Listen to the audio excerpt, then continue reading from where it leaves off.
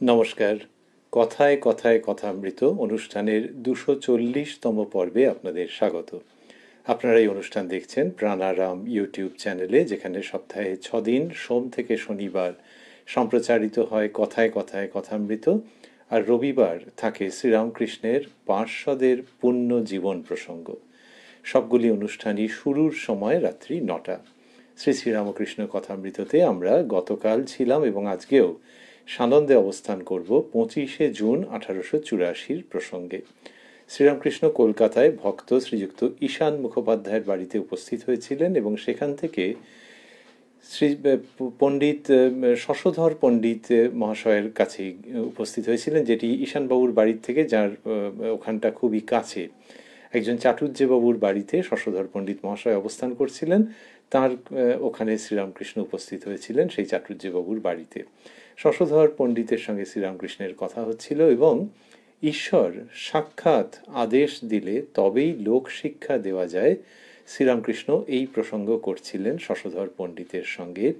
খুব স্নেহের সঙ্গে, পরম আপনজনটি হয়ে শ্রীরামকৃষ্ণ তার সঙ্গে কথা বলছিলেন।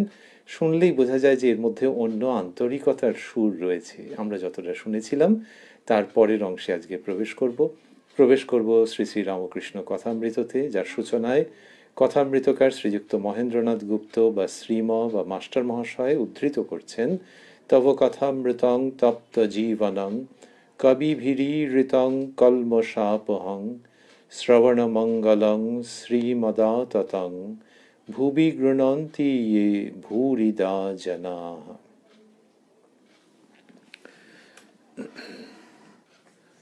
শ্রীরামকৃষ্ণ বলছিলেন শশধর পণ্ডিতকে, সেই জায়গাটিতে আমরা রয়েছি, যে ও দেশে ধান মাপবার সময় একজন মাপে আর একজন রাশ ঠেলে দেয়। এসব প্রসঙ্গ আমরা শুনেছিলাম, আজকে আবারও। তেমনি যে আদেশ পায় সে যত লোকশিক্ষা দিতে থাকে, মা তার পেছন থেকে জ্ঞানের রাশ ঠেলে ঠেলে দেন, সে জ্ঞান আর ফুরায় না। মার যদি একবার কটাক্ষ হয় তাহলে কি আর জ্ঞানের অভাব থাকে? এই জায়গা পর্যন্ত আমরা শুনেছিলাম। তারপরে দেখছি শ্রীরামকৃষ্ণ বলছেন,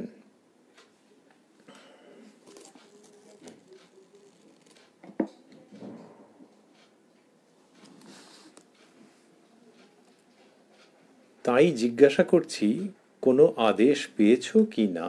শশধর পণ্ডিতকে এটি বললেন যে তাই জিজ্ঞাসা করছি কোনো আদেশ পেয়েছো কি না। তা ওই মা রাস ঠেলে দেন এই প্রসঙ্গ বলেছেন তো, বলে এবার শশধর পণ্ডিতের কাছে ওইটা তাঁর জিজ্ঞাসা যে তোমার ক্ষেত্রে কি হয়েছে। কেন আমরা ভাবছি যে এর আগে দেখেছি, আগের দিন, যে শ্রীরামকৃষ্ণ শশধর পণ্ডিতকে জিজ্ঞাসা করেছিলেন, তাকে জিজ্ঞাসা করেছিলেন যে, আমরা সেই জায়গাটিকে একটু স্মরণ করব। তিনি বলেছিলেন যে আচ্ছা তুমি কীরকম লেকচার দাও। তাতে শশধর পণ্ডিত মহাশয় বলেছিলেন, মহাশয় আমি শাস্ত্রের কথা বুঝাইতে চেষ্টা করি। ওইখান থেকে শ্রীরামকৃষ্ণ তাকে এই উপদেশ প্রদান করছেন যে ঈশ্বরের আদেশ সাক্ষাৎ লাভ করলে তবেই লোকশিক্ষা দেওয়া যায়। এই রকম করতে করতে আজকে যেখানটিতে আমরা ঢুকছি ওখানে দেখছি তিনি জিজ্ঞাসা বললেন যে তাই জিজ্ঞাসা করছি কোনো আদেশ পেয়েছো কি না। এটির উত্তরে এটি যখন তিনি বলবেন তখন কি হয়েছে, হাজরা মশাই ওখানে উপস্থিত রয়েছেন, দক্ষিণেশ্বর থেকে শ্রীরামকৃষ্ণের সঙ্গে তিনি এসছেন। মাস্টারমশাই লিখছেন, হাজরা, হ্যাঁ অবশ্য আদেশ পেয়েছেন। কেমন মহাশয়? হাজরা মহাশয় কি হলো, একটু ইন্টারাপ্ট করলেন। কেন যে ইন্টারাপ্ট করলেন বোঝা খুব মুশকিল, কিন্তু তিনি একজন ওই রকমই ছিলেন মানুষ, বিচিত্র স্বভাবের। যখন শ্রীরামকৃষ্ণ বলছেন যে তাই জিজ্ঞাসা করছি কোনো আদেশ পেয়েছো কি না, তখন হাজরা মশাই নিজের থেকেই বলে উঠলেন, হ্যাঁ অবশ্য আদেশ পেয়েছেন। কেমন মহাশয়? পণ্ডিত, না আদেশ তা এমন কিছু পাই নাই। উল্টো হয়ে গেল। তো পণ্ডিত মশাই এটি সৎভাবে এটি শ্রীরামকৃষ্ণকে জানালেন। গৃহস্বামী ওই যে চাটুর্যবাবু যার বাড়িতে গিয়ে উপস্থিত হয়েছেন, গৃহস্বামী আদেশ পান নাই বটে, কর্তব্যবোধে লেকচার দিচ্ছেন। পণ্ডিত মশাইয়ের মনের ভাবটি গৃহস্বামী প্রকাশ করছেন। শ্রীরামকৃষ্ণ একেবারে তীক্ষ্ণভাবে এই জায়গাটিতে তার মত বলছেন, কিন্তু তার মধ্যে খুব সরসতা আছে, প্রসঙ্গের মধ্যে সরসতা আছে, কিন্তু যা বলছেন সুনির্দিষ্ট। বলছেন যে, মাস্টারমশাই লিখছেন শ্রীরামকৃষ্ণ, যে আদেশ পায় নাই তার লেকচার কি হবে। একজন একজন লেকচার দিতে দিতে বলেছিল, একজনের পর মাস্টারমশাই বন্ধনীর মধ্যে লিখেছেন ব্রাহ্ম, একজন লেকচার দিতে দিতে বলেছিল, ভাইরে আমি কত মদ খেতুম, হ্যান করতাম ত্যান করতাম। এই কথা শুনে লোকগুলো বলা বলি করতে লাগলো, শালা বলে কি রে মদ খেত। এই কথা বলাতে উল্টো উৎপত্তি হলো। তাই ভালো লোক না হলে লেকচারে কোনো উপকার হয় না। এই শ্রীরামকৃষ্ণ যে বলছেন যে ভালো লোক হতে হয়, না হলে লেকচারে উপকার হয় না। এবার ভালো লোক মানে এই যে যিনি কিনা বলেছেন যে তার কি সমস্ত ওইসব অভ্যেস আছে, কিন্তু শশধর পণ্ডিত তিনি তো ভালো। শ্রীরামকৃষ্ণ যখন বলছেন যে ভালো লোক না হলে লেকচারে কোনো উপকার হয় না, তখন চারিত্রিক দিক দিয়ে তো বটেই, তার সঙ্গে উপলব্ধির জায়গাটির কথাও তিনি বিশেষভাবে উল্লেখ করছেন। এর আগেও আমরা পেয়েছি, নিজের প্রসঙ্গ দিয়ে বলেছেন কত রকমভাবে। তো সেই তিনি বলছেন যে তাই ভালো লোক না হলে লেকচারে কোনো উপকার হয় না, এটি শশধর পণ্ডিত মশাইয়ের কাছে বিশেষভাবে তিনি আনছেন। এইবারে বলছেন, কিরকম মজা করে বলছেন তিনি, বরিশালে বাড়ি একজন সদরওয়ালা বলেছিল, বলছেন বরিশালে বাড়ি একজন সদরওয়ালা বলেছিল, মহাশয় আপনি প্রচার করতে আরম্ভ করুন, তাহলে আমিও কোমর বাঁধি। বলছেন যে একজন সদরওয়ালা, মানে সরকারি ভালো পদের অধিকারী, তো তিনি বলেছিলেন শ্রীরামকৃষ্ণকে যে মহাশয় আপনি প্রচার করতে আরম্ভ করুন, তাহলে আমিও কোমর বাঁধি। তার মানে ভঙ্গিটা হচ্ছে যে আমিও কিছু কম যাই না, আপনি শুরুটা করুন, তারপর আমি পেছন পেছন আছি। ভঙ্গি হচ্ছে যে আপনি করুন বা না করুন আমি করবই, কিন্তু যাই হোক আপনি শুরুটা করুন না, দেখা যাক কীরকম হয়, কিন্তু আমি কোমর বাঁধি। তার মানে আমি অল সেট, এক পা বাড়িয়েই আছি, এই ভঙ্গি আর কি। তো শ্রীরামকৃষ্ণ বলছেন যে বরিশালে বাড়ি একজন সদরওয়ালা বলেছিল, মহাশয় আপনি প্রচার করতে আরম্ভ করুন, তাহলে আমিও কোমর বাঁধি। আমি বললাম, ওগো একটা গল্প শোনো। তিনি বলছেন, আমি বললাম, ওগো একটা গল্প শোনো। ও দেশে হালদার পুকুর বলে একটি পুকুর আছে, যত লোক তার পাড়ে বাহ্যে করত। সকালবেলা যারা পুকুরে আসতো গালাগালে তাদের ভূত ছাড়িয়ে দিত, কিন্তু গালাগালে কোনো কাজ হতো না। আবার তার পরদিন সকালে পাড়ে বাহ্যে করেছে লোকে দেখত। কিছুদিন পরে কোম্পানি থেকে একজন চাপরাশি পুকুরের কাছে একটা হুকুম মেরে দিল। কি আশ্চর্য, একেবারে বাহ্যে করা বন্ধ হয়ে গেল। তাই বলছি, হেজি পেঁজি লোক লেকচার দিলে কিছু কাজ হয় না, চাপরাশ থাকলে তবে লোকে মানবে। ঈশ্বরের আদেশ না থাকলে লোকশিক্ষা হয় না, যে লোকশিক্ষা দিবে তার খুব শক্তি চাই। এই কথাগুলিকে মাস্টারমশাই স্থূলাক্ষরে দিয়েছেন। তাই বলছি, হেজি পেঁজি লোক লেকচার দিলে কিছু কাজ হয় না, চাপরাশ থাকলে তবে লোকে মানবে।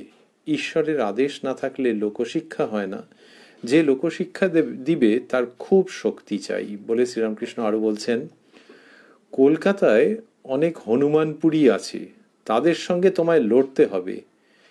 এরা তো পাঠা, এরা তো বলছেন যে বন্ধনীর মধ্যে মাস্টারমশাই লিখছেন, যারা চারিদিকে সবাই বসে আছে। এরকম কথা শ্রীরামকৃষ্ণ বলছেন। তা বললেন যে ওই হালদার পুকুরের কাহিনী, এটি অন্যত্র আছে, বহু পরিচিত এখন, কিন্তু কি সুন্দর করে তিনি বলছেন। আর একেবারে পুরো গল্প বলার ভঙ্গি, সরস ভঙ্গি, যে হালদার পুকুরের পাড়ে যত লোক তার পাড়ে বাহ্যে করত। তার মানে হচ্ছে যে কেউ একজনও ব্যতিক্রম নয়, সব ওইখানেই আসা চাই, আর জায়গা পাচ্ছে না। সকালবেলা যারা পুকুরে আসতো গালাগালে তাদের ভূত ছাড়িয়ে দিত, কিন্তু গালাগালে কোনো কাজ হতো না। এটা হচ্ছে যে ওই গালাগাল কাকে না কাকে দিয়েছে, সুতরাং যে গেছে সে ভাবছে যে আমাকে তো আর দিয়েছে এরকম মনে হবে না, কেউ বলতেও পারবে না আমাকে দিয়েছে, সেই করে একদম একই রকমভাবে চলতো, কিন্তু গালাগালে কোনো কাজ হতো না। আবার তার পরদিন সকালে পাড়ে বাহ্যে করেছে লোকে দেখতো, কিন্তু কিছুদিন পর কোম্পানি থেকে একজন চাপরাশি পুকুরের কাছে একটা হুকুম মেরে দিল। চাপরাশি, সে কোম্পানির লোক, ইস্ট ইন্ডিয়া কোম্পানির কথা বলছেন, তা সে কি করেছে, সে একটা হুকুম মেরে দিয়েছে, তার মানে একটা নোটিশ, সেই নোটিশটা ওখানেতে দিয়ে দিয়েছে, টাঙিয়ে দিয়েছে। নোটিশটা টাঙিয়ে দিয়েছে, ও একটা হুকুম মেরে দিলে কি আশ্চর্য, একেবারে বাহ্য করা বন্ধ হয়ে গেল। তার মানে এই চাপরাশি তার একটা অধিকার আছে, চাপরাশ আছে, তার সেই অধিকারটা আছে, সে যখন ওরকমটা লটকে দিয়েছে তো তখন কাজ হয়ে গেছে, তার আগে কিন্তু হয়নি, লোকেরা গালাগাল দিয়ে ভূত ছাড়িয়ে দিয়েছে, তাতে কিছু হয়নি। এইটা শ্রীরামকৃষ্ণ বলছেন যে চাপরাশি প্রসঙ্গটা নিয়ে এসেছেন এবং এখানে বললেন যে তাই বলছি হেজি পেজি লোক লেকচার দিলে কিছু কাজ হয় না, চাপরাশ থাকলে তবে লোকে মানবে। ওই ঈশ্বর স্বয়ং সাক্ষাৎকার হয়ে যদি কাউকে লোকশিক্ষা দিতে বলেন তবেই কাজ হবে, যেটি শ্রীরামকৃষ্ণ বলছেন, সেটি হালদা পুকুরের এই উদাহরণ বাস্তব দৃষ্টান্তের নিরিখে বলছেন যে চাপরাশ থাকলে তবেই কাজ হবে, চাপরাশ থাকলে তবে লোকে মানবে, ঈশ্বরের আদেশ না থাকলে লোকশিক্ষা হয় না। যে লোকশিক্ষা দিবে তার খুব শক্তি চাই। খুব শক্তি চাই কেন? কারণ কত বিরুদ্ধ ভাবাপন্ন লোক থাকবে, তারা ওগুলো মানতে চাইবে না, আরও নানান রকমের প্রশ্ন করবে, তো খুঁটিনাটি তন্ন তন্ন বিচার করতে আরম্ভ করবে, বিভিন্ন সমস্যা এনে উপস্থিত করবে। সুতরাং তাদের সঙ্গে লড়তে গেলে, তার মানে তাদের মনে ওই ভাব প্রতিষ্ঠা করতে গেলে অনেক শক্তি চাই। বললেন কলকাতায় অনেক হনুমানপুরী আছে, তাদের সঙ্গে তোমায় লড়তে হবে, মানে বড় বড় সব কুস্তিগির আছে। আর বলছেন কোথায়? ঠনঠনিয়া কালীবাড়ির কাছে কলেজ স্ট্রিট অঞ্চলে এইসব কথাবার্তা হচ্ছে চাটুর্যবাবুর বাড়িতে। তা বললেন কলকাতায় অনেক হনুমানপুরী আছে, মানে অনেক কুস্তিগির সব আছে, অর্থাৎ এইসব বিচার টিচারে সিদ্ধহস্ত মহাতার্কিক সব আছে, তাদের সঙ্গে তোমায় লড়তে হবে। এরা তো পাঠা, অর্থাৎ এই সভার মধ্যে যারা বসে আছে, যে এরা তো মাথা নিচু করেই বসে আছে, সব গ্রহণ করে নেবে, সেই জন্য তুমি খুব সাবধানে থেকো। বলে বলছেন চৈতন্যদেব অবতার, তিনি যা করে গেলেন তারই কি হয়েছে বলো দেখি, আর যে আদেশ পায় নাই তার লেকচারে কি উপকার হবে। এই কথাগুলি স্থূলাক্ষরে।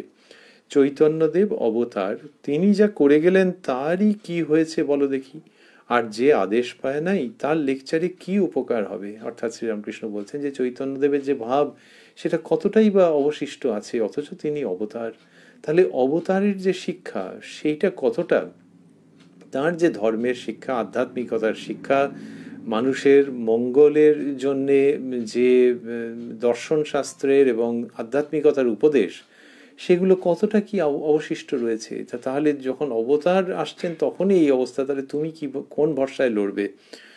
আর যে আদেশ পায় নাই তার লেকচারে কি উপকার হবে, এইটাই শশধর পণ্ডিতকে বলছেন। আগে দিন আমরা দেখেছি যে শ্রীরামকৃষ্ণ ওই সমাধির কথা বলতে বলতে সমাধিস্থ হয়ে গিয়েছিলেন শশধর পণ্ডিতের সঙ্গে যখন কথা হচ্ছিল, এবং যখন সমাধি থেকে তিনি আবার এই প্রকৃতিতে ফিরেছিলেন, প্রকৃতিস্থ হয়েছিলেন, তখন শশধরের দিকে তাকিয়ে কি বলেছিলেন মাস্টারমশাই লিখছেন, শশধরের দিকে তাকাইয়া বলিলেন, বাবা আর একটু বল বাড়াও, আর কিছুদিন সাধন ভজন করো, গাছে না উঠতেই এক কাঁদি, তবে তুমি লোকের ভালোর জন্য এসব করছো বলে শ্রীরামকৃষ্ণ আবার মাথা নিচু করে শশধর পণ্ডিতকে নমস্কার করেছিলেন।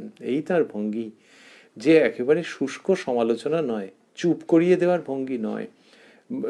এর মধ্যে যেটি রয়েছে সেটি হচ্ছে যে শশধর পণ্ডিতের মধ্যে অনেক শক্তি আছে, আর একটু বাড়াতে হবে, না হলে লোকশিক্ষা দিতে যাওয়া বিপজ্জনক হয়ে যাবে। কিন্তু শশধরের মধ্যে যে শক্তি, যে সততা, যে পবিত্রতা আছে, শ্রীরামকৃষ্ণ সেইগুলিকেই ওই মাথা নিচু করে নমস্কার করছেন, মাথা নোয়াইয়া নমস্কার করিতেছেন। সেই যিনি কিনা এইরকমভাবে আচরণ করেন, কথা বলেন, বিনিময় করেন, তার কথাই তো লোকে শুনবে। তাই এইখানে তিনি বললেন ওই রকমভাবে। শশধর পণ্ডিতের সঙ্গে তার বয়সের পার্থক্য বেশি নয়, মাস্টারমশাই যা লিখেছেন তাতে মনে হয় শশধর অল্প বড় কি সমবয়সী কি অল্প ছোট। তো এইরকম যে অবস্থা, যদি অল্প বড় হয়ে থাকে তাহলে তো তাহলে তো আরও বিস্ময়ের, যে ঠাকুর বললেন ওই সমাধির পর যে বাবা আর একটু বল বাড়াও। তার মানে বয়সের ব্যবধান কিচ্ছু নয়, ঠাকুরের ভিতরে যে অমিত কল্যাণময় শক্তি, সেই শক্তির উচ্চারণ, সেই উচ্চারণ যার মধ্যে দিয়ে হচ্ছে, সেই শ্রীরামকৃষ্ণ বলছেন এই সব কথা, চৈতন্যদেবের কথা বলছেন, বলছেন যে আদেশ না পেয়ে লেকচার দিলে কি হবে। এবার মাস্টারমশাই লিখছেন, শ্রীরামকৃষ্ণ, তাই বলছি ঈশ্বরের পাদপদ্মে মগ্ন হও, যে পণ্ডিতকে তার আত্যন্তিক কল্যাণের জন্য বলছেন, যেরকম লেকচার দেওয়ার চেষ্টা, লোককে শাস্ত্রের কথা বোঝাবার চেষ্টা এখন থাক না, এখন ঈশ্বরের পাদপদ্মে মগ্ন হও। এই কথা যে শ্রীরামকৃষ্ণ বলছেন, এটা কি তত্ত্বকথা? তা নয়, তত্ত্বকথা নয়, শশধর পণ্ডিতের ভালোর জন্যে। কিন্তু তবু একটা উপদেশ যখন দিচ্ছেন, আর তিনি পণ্ডিত মশাই তো, যাদের বাড়িতে শ্রীরামকৃষ্ণ গেছেন তারা ওকে তো পণ্ডিত বলে জানেন, তাহলে তাদের সামনেই শ্রীরামকৃষ্ণ এটি বলছেন, তাহলে শশধর পণ্ডিতের কি খারাপ লাগছে? মনে হয় আদৌ নয়, কারণ এর পরে দেখবো প্রসঙ্গ চলছে দিব্য, তা সেটা তার ভালো লাগছে নিশ্চয়ই। কিন্তু তদুপরি ঠাকুর শ্রীরামকৃষ্ণ কীরকম করছেন, তিনি আবার গানও গাইছেন। এটা একটা আমরা যদি পরিবেশটিকে ভাবি, কি অসাধারণ, যে তুমি এইটা করো, আরো বল বাড়াও, লোকের সঙ্গে নাহলে পারবে না এই সমস্ত, আর গাছে না উঠতেই এক কাঁধি, তাই বলছি যে তুমি ঈশ্বরের পাদপদ্মে মগ্ন হও। এই বলে এর মধ্যে যে ভাবটা রয়েছে, সেই ভাবটারই সঙ্গে যেন সমার্থক সুরে শ্রীরামকৃষ্ণ সঙ্গীত পরিবেশন করছেন। যে ওই যে একটা কোমল ভাব, একটা শাসন, একটা নিয়ন্ত্রণ, কিন্তু সেটা যেন মায়ের থেকেও কোমল এবং পেলব। ওই যে বললেন, বাবা আর একটু বল বাড়াও, তো ওই রকম ভঙ্গিতে শাসন করছেন, রাস টেনে রাখছেন শ্রীরামকৃষ্ণ।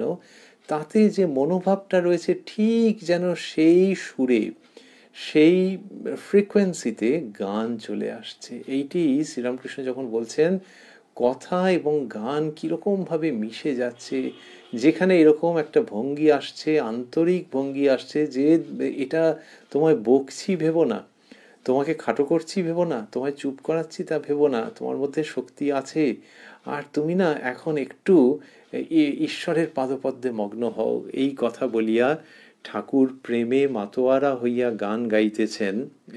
এই কথা বলিয়া ঠাকুর প্রেমে মাতোয়ারা হইয়া গান গাহিতেছেন। ডুব ডুব ডুব রূপসাগরে আমার মন, তলাতল পাতাল খুঁজলে পাবি রে প্রেম রত্নধন। এ সাগরে ডুবলে মরে না, এ যে অমৃতের সাগর। তারপরেই বলছেন যে এ সাগরে ডুবলে মরে না, এ যে অমৃতের সাগর। ডুব ডুব ডুব রূপসাগরে আমার মন, তলাতল পাতাল খুঁজলে পাবি রে প্রেম রত্নধন।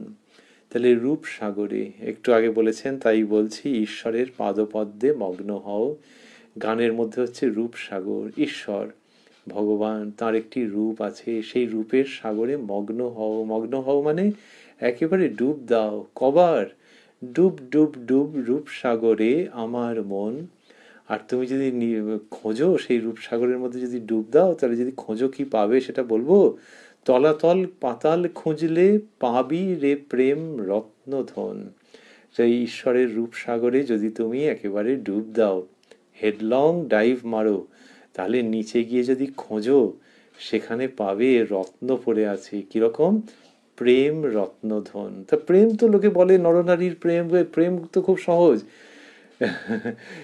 এইটি হচ্ছে ঈশ্বরীয় প্রেম, নরনারীর প্রেমের মতো কিছুটা দেখায়, কিন্তু আসলে ভেতরে ভেতরে একেবারে আসক্তিবিহীন, কাম গন্ধহীন, অনুরাগ আকর্ষণ এমন, যার তীব্রতার তুলনায় নরনারীর প্রেম এতই কম, এতই ক্ষীণ, এতই হালকা, যে কোনো পরিমাপ করা যাবে না। তো এমনি সাধারণ যে ভালোবাসা, সেই ভালোবাসার তুলনায় যেন অনন্ত গুণ শক্তিশালী এবং মধুর ওই ঈশ্বরীয় প্রেম, ভগবৎ প্রেম। সে প্রেমের আস্বাদন করলে তখন মানুষে বলেছে যে মানুষের মধ্যে যে ভালোবাসা, সে নরনারী বলতে আমরা যা বোঝাই, মা সন্তান বলতে যা বোঝাই, বন্ধুদের মধ্যে যা বোঝাই, সেগুলি ওই প্রেমের একটি ক্ষুদ্র কণা মাত্র, এরকমভাবেই বলা হয়েছে। তাই রূপসাগরের মধ্যে ডুব ডুব ডুব, তাহলে কি হবে? তলাতল পাতাল খুঁজলে পাবি রে প্রেম রত্নধন। এই গান শ্রীরামকৃষ্ণ গাইছেন তার অসামান্য কণ্ঠে।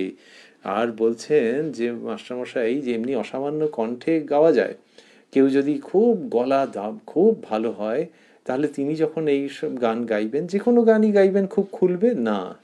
এই খুব খুলবে কখন? আরও বেশি করে যদি কেউ ওই ভাবে মগ্ন হয়ে থাকেন।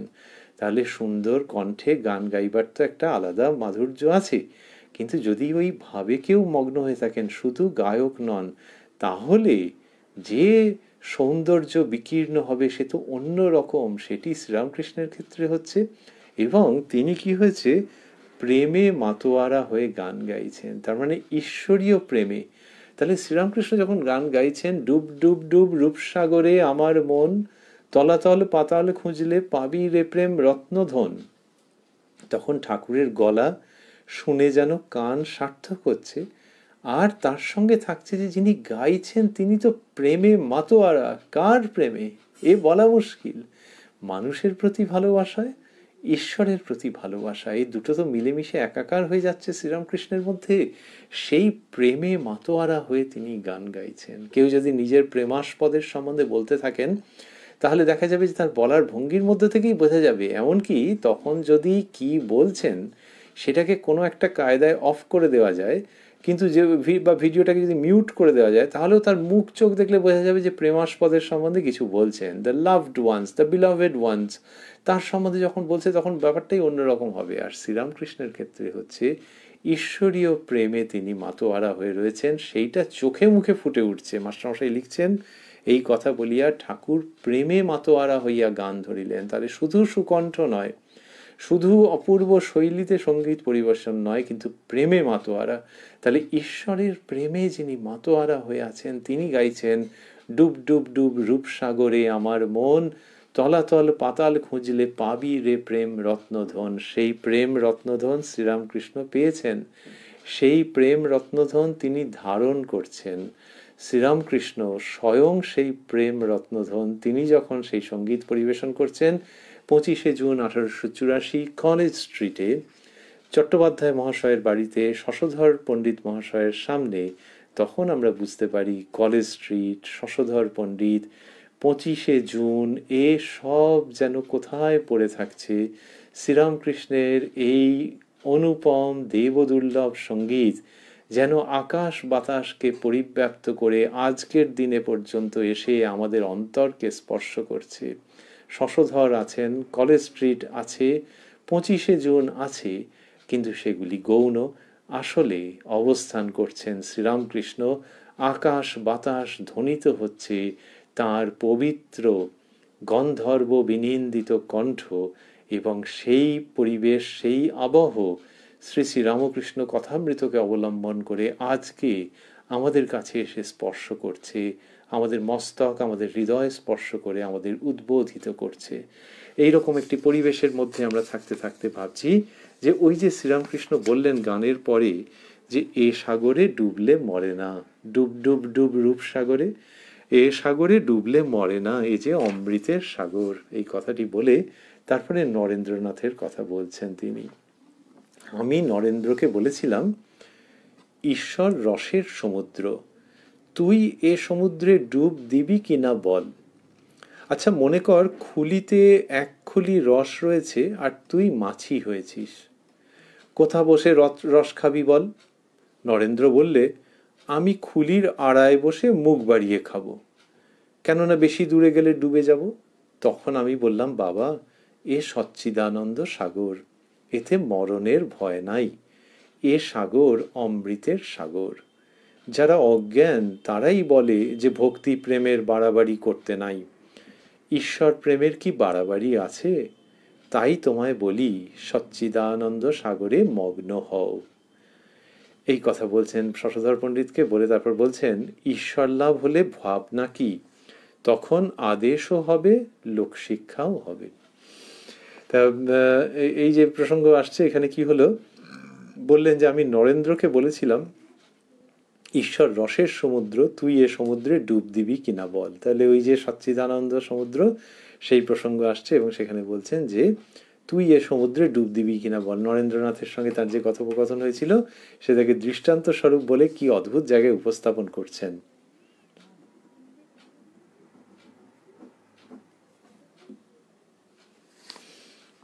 বলছেন যে আচ্ছা মনে কর খুলিতে এক খুলি রস রয়েছে, খুলিতে এক খুলি রস রয়েছে আর তুই মাছি হয়েছিস, কোথা বসে রস খাবি বল। এরকম বললেন। তা নরেন্দ্রনাথকে এরকমভাবে তিনি জিজ্ঞাসা করেছেন। নরেন্দ্র বললে, আমি খুলির আড়ায় বসে মুখ বাড়িয়ে খাবো। তো এরকম ভাবে তিনি বলছেন, কি জন্য? কেননা বেশি দূরে গেলে ডুবে যাব। এই এই কথা তখন শ্রীরামকৃষ্ণ তাকে শেখাচ্ছেন, বলছেন যে তখন আমি বললাম, বাবা এ সচ্চিদানন্দ সাগর, এতে মরণের ভয় নাই, এই সাগর অমৃতের সাগর। তাহলে তিনি নিজেই লিড করছেন নরেন্দ্রনাথকে ওই রকম একটা জায়গায়, যে ওই উত্তরটা একবার বলুক, তারপরে ওকে শেখাতে হবে, সংশোধন করতে হবে। সেটা কীরকম ভাবে বললেন যে খুলির আড়ায় বসে মুখ বাড়িয়ে, আর কীরকম প্রশ্নটি কীরকম অদ্ভুত, যে খুলিতে এক খুলি রস রয়েছে, মানে ওই ভাণ্ড, তা আর তুই মাছি হয়েছিস। তাহলে মাছি হয়েছিস আর কীভাবে খাবি? নরেন্দ্রনাথ স্বাভাবিকভাবেই বলেছেন যে সাবধানে, আড়ায় বসে, এরকমভাবে বলেছেন খুলির আড়ায় বসে মুখ বাড়িয়ে খাবো। শ্রীরামকৃষ্ণ বলছেন, বাবা এই সচ্চিদানন্দ সাগর, এতে মরণের ভয় নাই, এ সাগর অমৃতের সাগর। যে তা এরকমভাবে শেখাচ্ছেন। তো সেই জন্যে যে কোনো জায়গা থেকে খেতে পারো। আচ্ছা, খেতে গিয়ে যদি ডুবে যায়, ওই যে অমৃতের সাগর, ডুবে গেলে অমর হয়ে যাবে, কোনো ভয় নেই। তার বলে বলছেন, যারা অজ্ঞান তারাই বলে যে ভক্তি প্রেমের বাড়াবাড়ি করতে নাই। এই কথাগুলি স্থূলাক্ষরে। যারা অজ্ঞান তারাই বলে যে ভক্তি প্রেমের বাড়াবাড়ি করতে নাই। ঈশ্বর প্রেমের কি বাড়াবাড়ি আছে? এই পর্যন্ত স্থূলাক্ষরে। তাই তোমায় বলি সচ্চিদানন্দ সাগরে মগ্ন হও। বিভিন্ন রকমভাবে পণ্ডিত মশাইকে তিনি অনুপ্রাণিত করছেন, উদ্বোধিত করছেন, আহ্বান জানাচ্ছেন ওই ঈশ্বর প্রেমে ডুব দেওয়ার জন্যে। আর বললেন যে এটাতে যদি মনে হয় বাড়াবাড়ি, এই যখন শ্রীরামকৃষ্ণ এই কথাগুলি বলেন যে যারা অজ্ঞান তারাই বলে যে ভক্তি প্রেমের বাড়াবাড়ি করতে নাই, এই যে কথাগুলি বলছেন, এখানে শশধর পণ্ডিত মশাইকে তো বললেন যে ওই সচ্চিদানন্দ সাগরে ডুব দেওয়া, এবং যে কোনো জায়গায় ডুব দিলে কোনো ভয় নাই, কেননা এ অমৃতের, এ সাগর অমৃতের সাগর, এগুলো তো বলেছেন। তাহলে যারা অজ্ঞান তারাই বলে, এই কথাটা এলো কেন যে ভক্তি প্রেমের বাড়াবাড়ি করতে নাই? এইগুলি বোঝা যায় না। একটা হতে পারে যে শিক্ষা যেরম দিচ্ছেন সেই ধারায় এই কথাটি এলো, আরেকটি হতে পারে যে শশধর পণ্ডিত মশাইয়ের ভেতরে হয়তো এই সংশয় আছে, বা কেউ হয়তো তাকে বলেছেন যে বেশি ওইসব করতে যাও না, একেবারে সব খারাপ হয়ে যাবে, মাথার উপরে প্রচণ্ড চাপ পড়বে, এরকম কেউ হয়তো বলে থাকতে পারে। শ্রীরামকৃষ্ণ অন্তর দেখতে পেতেন। বহু মানুষের হয়েছে যে তারা ঠাকুরের কাছে গেছেন এবং দেখছেন মনের ভেতরে যে প্রশ্ন, সেইগুলো তিনি উত্তর দিচ্ছেন। এমন নয় যে ভবিষ্যৎ টবিষ্যৎ বলে দিচ্ছেন, এবারে অলৌকিক ক্ষমতা, ওইসব নয়। শ্রীরামকৃষ্ণ ওগুলো চাইতেনও না, বা তার যা ক্ষমতা সেগুলো প্রয়োগ করার প্রশ্নই উঠতো না তার ক্ষেত্রে। কিন্তু ওই মনের মধ্যে যেটা আছে, যে সেই ব্যক্তি হয়তো লজ্জায় লজ্জায় ভাবছে যে এটা বলবো কি বলবো না, কিন্তু এই জায়গাটা খচখচ করছে, ঠাকুর শ্রীরামকৃষ্ণ ওইটাকে ধরে ওইটিকে অ্যাড্রেস করেছেন, সংশয় নিরসন করেছেন। আমরা কি করে জানছি? যাদের ওরকম হয়েছে তাদের অনেকেই এটি ব্যক্ত করেছেন যে উনি কি মনের কথা ধরতে পারেন এইরকমভাবে। তো এখানে এইসব জায়গাগুলোর সম্ভাবনা আছে। সেই জন্যই শ্রীরামকৃষ্ণ হয়তো এটা বলছেন যে যারা অজ্ঞান তারাই বলে যে ভক্তি প্রেমের বাড়াবাড়ি করতে নাই। তারাই বলে যে ভক্তি প্রেমের বাড়াবাড়ি করতে নাই। ঈশ্বর প্রেমের কি বাড়াবাড়ি আছে? এটি ঠাকুর বলছেন এই সংশয় নিরসনের জন্য। তাই তোমায় বলি সচ্চিদানন্দ সাগরে মগ্ন হও। এইবার আর একটা থট রিডিং এর জায়গা হয়তো আছে, যে এই ব্যক্তি মনে মনে কি ভাবছে। ওই থট রিডিং বললে হয়তো একটু কম বলা হয়ে যাবে। শ্রীরামকৃষ্ণ জানছেন যে কার কীরকম সংস্কার, তিনি এটা অবগত রয়েছেন। যে সেটা আরেকটাও স্তরে আছেন বলে মনে হয়, সেটা হলো যে মানুষের সংস্কার তো খুব প্রবল, অনেক সময়তেই থাকে। শশধর পণ্ডিতের মনের মধ্যে হয়তো এই যে মানুষকে বোঝানো শেখানো, এটা থাকতে পারে। অথবা কিছুটা বোঝাতে শেখাতে গিয়ে তিনি যে সাড়া পেয়েছেন, তাতে হয়তো খুব উৎসাহিত হয়েছেন যে এই তো লোকে ভালো বলছে, সেই একটা ইচ্ছে ভেতরে হয়তো আছে। ঠাকুর শ্রীরামকৃষ্ণ যেমন শাস্ত্রের উপদেশ দিয়েছেন, ধর্মের উপদেশ দিয়েছেন, উপযুক্ত মতো বকেছেন, শাসন করেছেন, তেমনি তার প্রেম যে কীরকম সে ব্যাখ্যা করা একরকম অসম্ভব।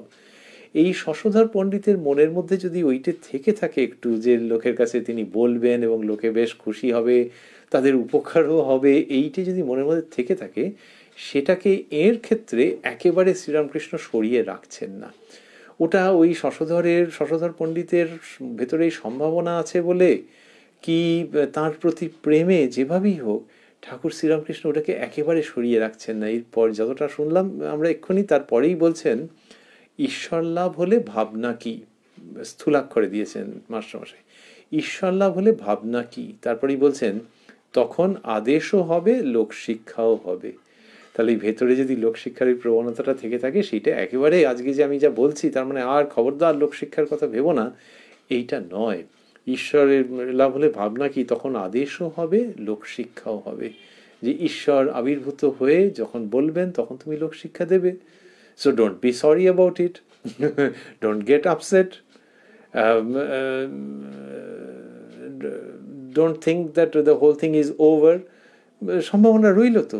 এইরকমভাবে যে শ্রীরামকৃষ্ণ বলছেন, ওইটা যদি আমরা ভাবি যে ওর প্রবণতা দেখে ঠাকুরের এই উক্তি, আর এখানে তো পরিষ্কার সেরকম বোঝাই যাচ্ছে, তাহলে বোঝা যায় যে যারা তাকে দর্শন করেছেন, তার শ্রীমুখের বাণী শুনেছেন, তারা কি প্রেমের স্পর্শই লাভ করেছেন। শ্রীরামকৃষ্ণকে যে বলা হচ্ছে প্রেমময়, এই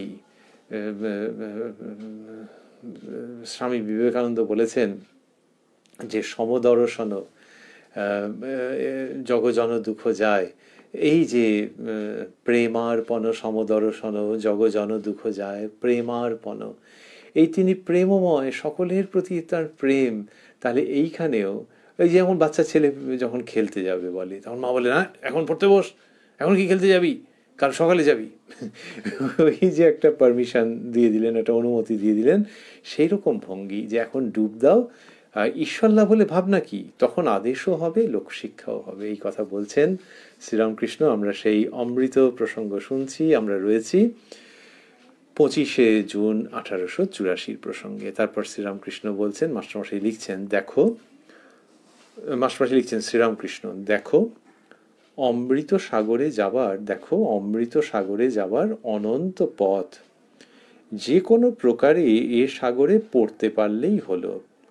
মনে করো অমৃতের একটি কুণ্ড আছে, কোনো রকমে এই অমৃত একটু মুখে পড়লেই অমর হবে, তা তুমি নিজে ঝাঁপ দিয়েই পড়ো, বা সিঁড়িতে আস্তে আস্তে নেমে একটু খাও, বা কেউ তোমায় ধাক্কা মেরে ফেলেই দিক, একই ফল, একটু অমৃত আস্বাদন করলেই অমর হবে। তা বলছেন, ওই যে সাগরের কথা বলেছেন, তা বললেন দেখো অমৃত সাগরে যাবার অনন্ত পথ, যে কোনো প্রকারে এ সাগরে পড়তে পারলেই হলো। যে কোনো রকমভাবে, কত রকমভাবে অনুপ্রাণিত করছেন শ্রীরামকৃষ্ণ, যে ওই সাগর, ওইখানে একবার পড়তে পারলেই হলো। আর কোথায় গিয়ে পড়বে কোনো চিন্তা নেই বাবা, যেখানেই পড়ো না কেন অমর হবে। তা ওই সাগরে বলছেন যে কোনো প্রকারে এ সাগরে পড়তে পারলেই হলো। মনে করো অমৃতের একটি কুণ্ড আছে, কুণ্ড মানে ওই রকম বড় পুকুর, কোনো রকমে এই অমৃত একটু মুখে পড়লেই অমর হবে, তা তুমি নিজে ঝাঁপ দিয়েই পড়ো, বা সিঁড়িতে আস্তে আস্তে নেমে একটু খাও, বা কেউ তোমায় ধাক্কা মেরে ফেলেই দিক। ধাক্কা মেরে ফেলে দিক মানে ওই অমৃতের ওইটি জানে না, আর এর ওই বিশ্বাস নেই যে না ওখানে নামবো না, যদি ডুবে যায়, একজন মারলো ধাক্কা, ব্যাস তাতেই কাজ হবে, কারণ ডুববে না, আর একটু যদি মুখে পড়ে তাহলেই অমৃত হবে। বলে বলছেন যে একই ফল, একটু অমৃত আস্বাদন করলেই অমর হবে। কি সুন্দর করে শ্রীরামকৃষ্ণ বলছেন এইসব কথা। বললেন অনন্ত পথ, তার মধ্যে জ্ঞান কর্ম ভক্তি যে পথ দিয়া যাও, আন্তরিক হলে ঈশ্বরকে পাবে। জ্ঞান কর্ম ভক্তি, এই রকম বললেন যে পথ দিয়ে যাও আন্তরিক হলে ঈশ্বরকে পাবে। এই কথাগুলি স্থূলাক্ষরে।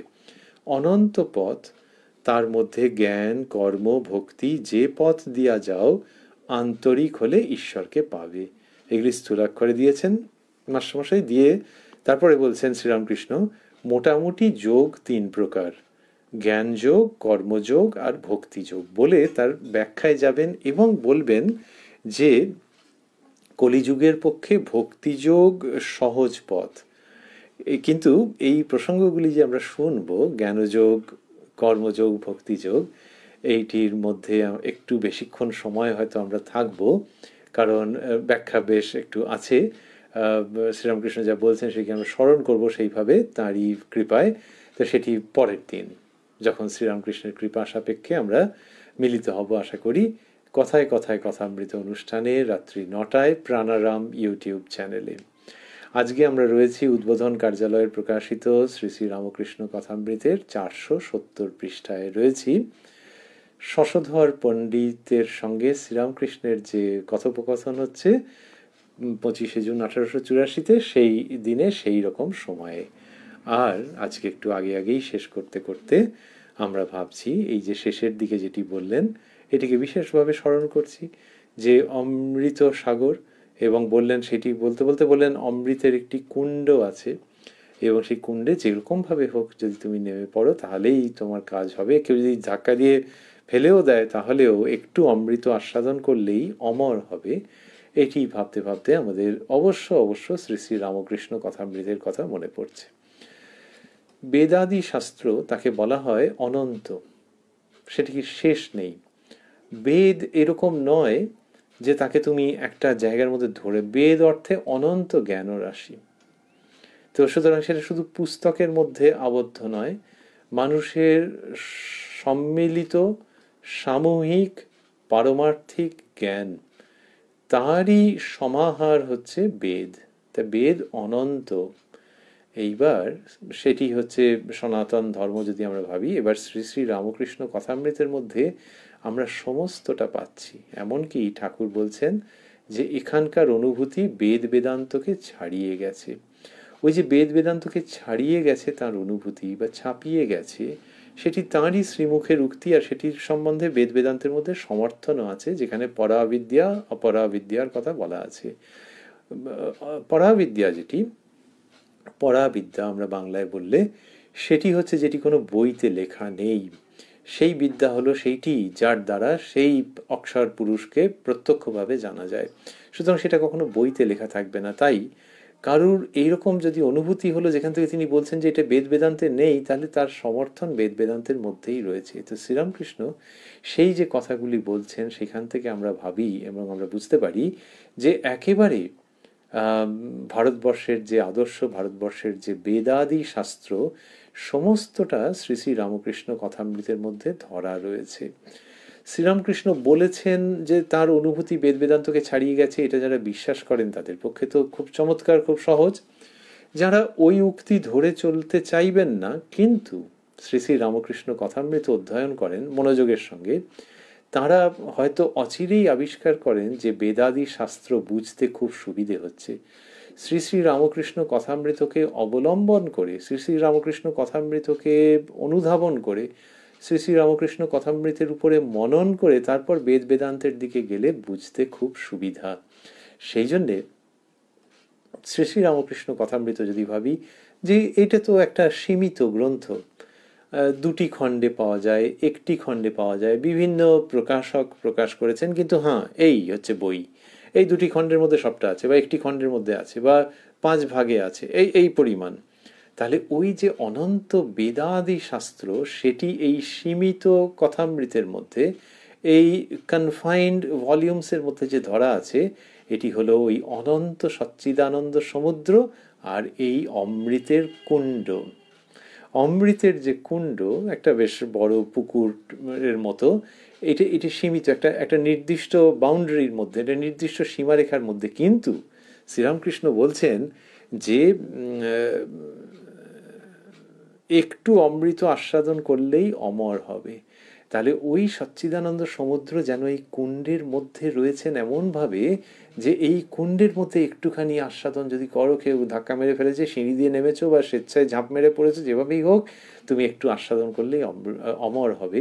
শ্রী শ্রী রামকৃষ্ণ কথামৃত রূপ সেই অমৃত কুণ্ডকে ভাবতে আমাদের শ্রদ্ধা প্রণাম আপনি এসে আবির্ভূত হচ্ছে। যে নাম দেওয়া হয়েছে শ্রী শ্রী রামকৃষ্ণ কথামৃত, কথারূপ যে অমৃত। আর আজকে 25 জুন 1884 প্রসঙ্গ ভাবতে ভাবতে আমরা দেখছি যে এটি আসলে সেই অমৃতের কুণ্ড, যেটির মধ্যে আমাদের কেউ ধাক্কা মেরে ফেলুক শ্রীরামকৃষ্ণের কথা অনুযায়ী, যে বোঝা নেই, একজন বোঝে না, তাকে একজন বললে যে তুমি পড়ো না, 10 পাতা পড়ো তারপর আমাকে বলো, ধাক্কা মেরে ফেলে দেওয়া। বা কেউ সিঁড়ি দিয়ে সাবধানে সাবধানে নামুক, বা কেউ ঝাঁপ মেরে পড়ুক। এই শ্রী শ্রী রামকৃষ্ণ কথামৃত রূপ যে অমৃত কুণ্ড, যে সচ্চিদানন্দের লক্ষণবাহী অমৃত কুণ্ড, তার মধ্যে কোনো রকমভাবে একটু পড়তে পারলে এবং সেটিকে পান করতে পারলে এইটা ভাবতে ভাবতে আমরা শেষ করছি যে সেটিকে পান করতে পারলে, সেটিকে অন্তরে ধারণ করতে পারলেই আমাদের অমরত্ব নিশ্চিত। শারীরিকভাবে তো অমরত্বের কথা কেউ বলছেন না, সেটা অসম্ভব, কিন্তু মানসিকভাবে ওই অমরত্ব মৃত্যুকে জয় করা। তাহলে মৃত্যুকে জয় করে যাবেটা কোথায়? করে ওই ঠাকুর মা স্বামীজির পদপ্রান্তে। তো সেই জন্যে কথামৃত রূপ অমৃতকুণ্ড, তার মধ্যে জোশো করে পড়া এবং সেটিকে গ্রহণ করে অন্তরে অন্তরে সেটিকে আস্বাদন করে অমর হয়ে গিয়ে ঠাকুর মা স্বামীজির শ্রীচরণ প্রান্তে উপনীত হওয়া এবং সেইখানেই অবস্থান করা, এই হোক আমাদের ব্রত, আমাদের উদ্দেশ্য, আমাদের পরম লক্ষ্য। ওং নিরঞ্জনং নিত্যম অনন্ত রূপং ভক্তানুকম্পাধৃতবিগ্রহং বৈ ঈশাবতারং পরমেশমিড্যং তং রামকৃষ্ণং শিরসা নমামঃ।